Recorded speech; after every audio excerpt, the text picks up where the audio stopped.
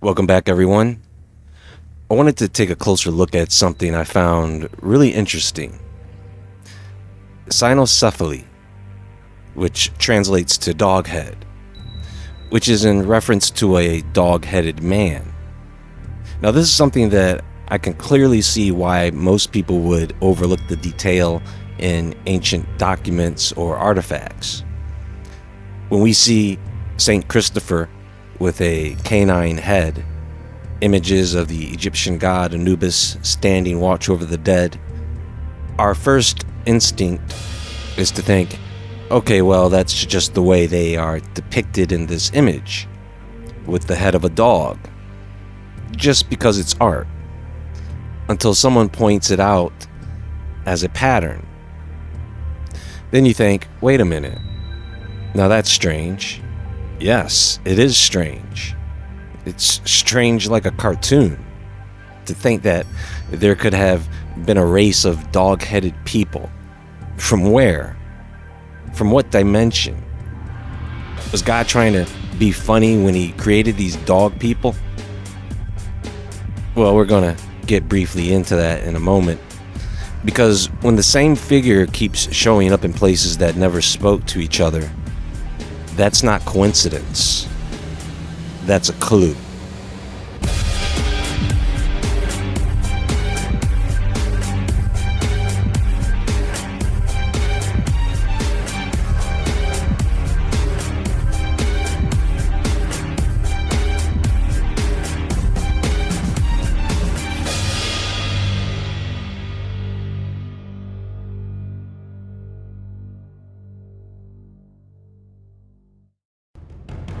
The name Cynocephaly comes from ancient Greek, cyno meaning dog and cephaly meaning head. So it simply translates to dog-headed people. Now what's interesting is that this is descriptive, almost clinical, like the way ancient writers categorized different tribes and nations. When Cynocephaly shows up in old texts, they're beings with human bodies and the heads of dogs or jackals, living in distant regions. They're portrayed as intelligent, capable of communication. They have a social structure and organized communities.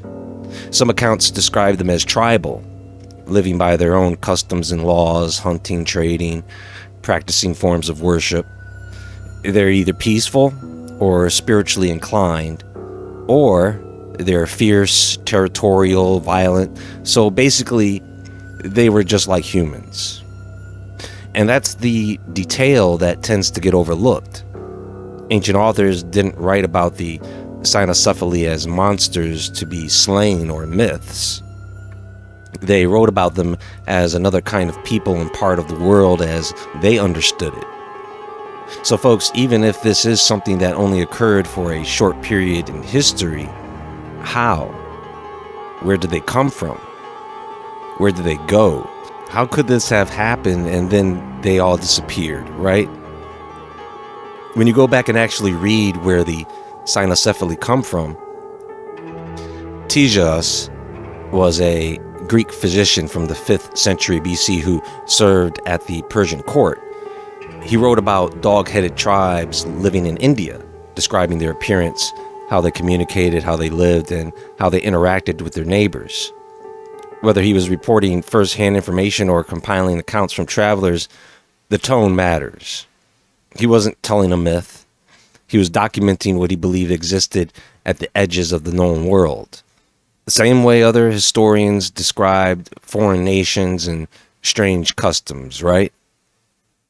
Pliny the Elder, one of Rome's naturalists, who included cynocephaly in his work Natural History, he was trying to catalog everything that existed in the world: animals, plants, minerals, people. When he mentions dog-headed men, he places them right alongside other distant tribes with no dramatic flair, no suggestion that the reader should doubt their existence. He said, "On many of the mountains again, there is a tribe of men who have the heads of dogs, and clothe themselves with the skins of wild beasts. Instead of speaking, they bark, and furnished with claws. They live by hunting and catching birds.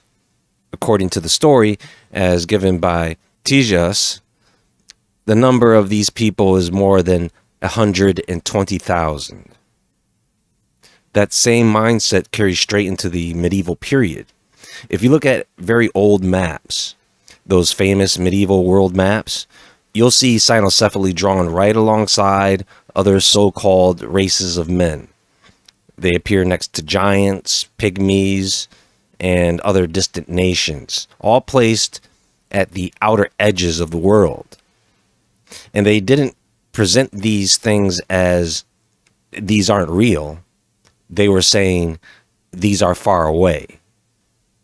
Cynocephali belonged to the same category as any distant people you might never meet, but still believed existed somewhere beyond the horizon.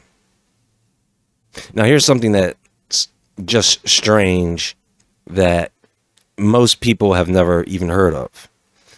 In early Christian tradition, St. Christopher, some of the oldest icons in Eastern Christian images, show him with the head of a dog. And in those early depictions, Christopher is identified as a Cynocephalus who converts to Christianity. He is baptized and ultimately becomes a saint. Over time, those images disappear. Christopher is gradually redrawn with a fully human face, and the dog-headed version is quietly pushed aside, treated as an embarrassment or a misunderstanding.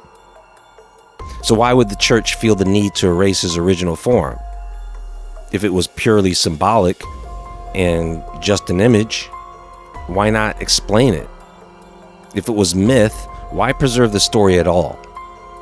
Instead, the image was sanitized, normalized, made safer for doctrine and for people's comfort. Ancient Egypt gives us Anubis, right? The jackal-headed figure who guided souls through the afterlife. He was a guardian, a protector of thresholds, the one who stood between worlds and made sure souls reached the other side safely. Across cultures, beings like this show up again and again.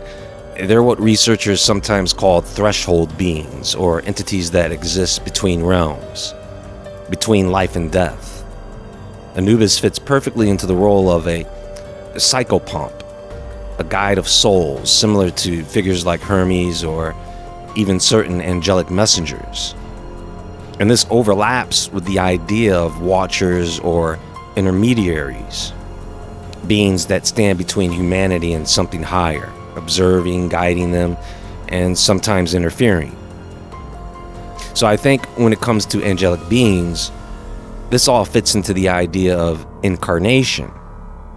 So one of the first abilities or gifts, or some people could call it a test, is the ability of incarnation that was given to the angels, where you could take on any form, and that would lead to an angelic being to incarnate into a half man, half bird, or a half man, half fish, or a half man, half dog. And that is the only reasoning that I could think of when it comes to these beings existing at all. I mean, we do have the serpent or serpent-like being at the beginning of the Bible. There's also the chance that what we're seeing is symbolic encoding. Ancient writers often used imagery to describe caste systems, tribes, or spiritual states rather than physical traits. A dog-headed people might have been a way of marking outsiders, you see, warriors or groups seen as living by different laws. But even symbolism doesn't cancel out reality. Now, if we try and connect this to the Nephilim in the Book of Enoch, those texts describe hybrid beings and forbidden unions. If that kind of hybridization was believed to have occurred, it would make sense for later cultures to preserve those memories in distorted or symbolic forms. Ancient people didn't separate myth from reality the way we do. For them, myth was how reality was remembered when the truth was too strange or too dangerous. What I find interesting about biblical creatures and something like a dog-headed man or something like a mermaid is the division of the species within the whole hybrid. So what I mean is the top half of a mermaid would be human while the lower half is fish, instead of the genetics mixing to form a completely new creature entirely. Am I right? If I mix a dog with a man, I wouldn't expect to get a dog-headed man. I would expect to get a really ugly humanoid with a lot of problems. You see? So modern science relies on strict categories, and anything that doesn't fit neatly into those boxes tends to get dismissed rather than investigated. Add in the idea of collapse resets, periods where civilizations fall, records are lost, and history is rewritten by whoever comes next. And it becomes easier to see how entire chapters of human memory could vanish. Over time, the narrative changes. I'm sorry to tell you folks that yes, they have rewritten our history several times over. And only what supports a clean, linear story of human evolution survives. If humanity wasn't always alone, if there were once other intelligent beings walking alongside us or something close enough to challenge that definition, then the entire story we tell ourselves about our place in the world starts to come apart. Whether the Cynocephali were flesh and blood, symbolic memory, or something in between, the fact remains they were remembered across cultures, across centuries, and then forgotten. Or maybe not. What do you think? What do you think they were? Let me know in the comments below. Please click the thumbs up button and like this video. Everyone have a great day. That's all for now, and there is more to come, and until then, stay awake, stay aware, stay safe, and I'll talk to you all soon.